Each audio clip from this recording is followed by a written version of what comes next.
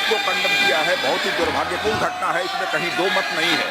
और आपने तुरंत उसका संज्ञान लेते हुए इस मामले की पूरी जांच का जो है आदेश दे दिया है। मैं समझता हूं कि भविष्य में हम सारे सांसद, चाहे वो पक्ष के हों अथवा प्रतिपक्ष के हों, सभी को सावधानी बरतने की आवश्यकता है, ताकि जिनको भी हम पास देते हैं ऐसे व्यक्ति को पास न दिया जाए जो जाकर इस प्रकार की अराजक स्थिति संसद भवन के अंदर पैदा कर दे।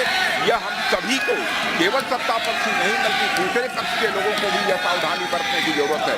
और आपने तुरंत संज्ञान लेकर इस मामले का, अध्यक्ष महोदय, आपने जांच का आदेश दिया है और अन्य भी जो प्रिकॉशन भविष्य में लिए जा सकते हैं वह लिए जाएंगे। और अध्यक्ष महोदय, आपकी जानकारी में मैं यह भी लाना चाहता हूं कि यह हमारा ये पुराना संसद भवन है, उसमें भी इस प्रकार से बराबर जो नारेबाजी की घटनाएं और पेपर फेंकना और तरह तरह की जंपिंग की घटनाएं पिछले जो हमारा पहले का पार्लियामेंट है उसमें भी पहले हो चुकी हैं। मैं समझता हूं कि सभी को मिलकर इस घटना को कंडेम करना चाहिए और जांच रिपोर्ट जो आपने दी है और साथ ही भविष्य में क्या क्या प्रिकॉशंस लिए जाने चाहिए इसका भी आपने निर्देश दिया है अध्यक्ष महोदय।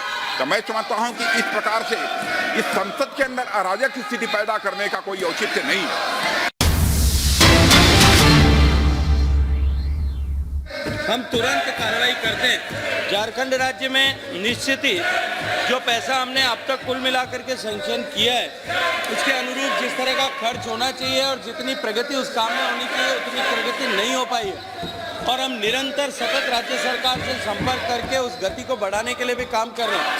अगर कोई इस तरह की एक स्पेसिफिक कंप्लेंट माननीय सदस्य के पास में है तो माननीय सदस्य अगर मुझे अवगत कराएंगे तो निश्चित ही जो व्यवस्थाओं के अधीन जिस तरह की हमारे पास में स्कोप है उसमें निश्चित ही उस विषय पर जांच कराने की हम कार्रवाई करेंगे। संगमलाल गुप्ता, नदियों की स्वच्छता पर। और सीधे चलते हैं जतिन के पास। जतिन, लगातार हम सुन रहे हैं राजनाथ सिंह ने भी कहा कि किसी भी अराजक तत्व को पास ना दिया जाए और साथ ही ओम बिरला भी कह रहे हैं कि इसमें सख्त कार्रवाई होगी। लेकिन ये समझना होगा कि अराजक तत्व की पहचान कैसे होगी, क्या इसके लिए अब नए नियम बनाए जाएंगे?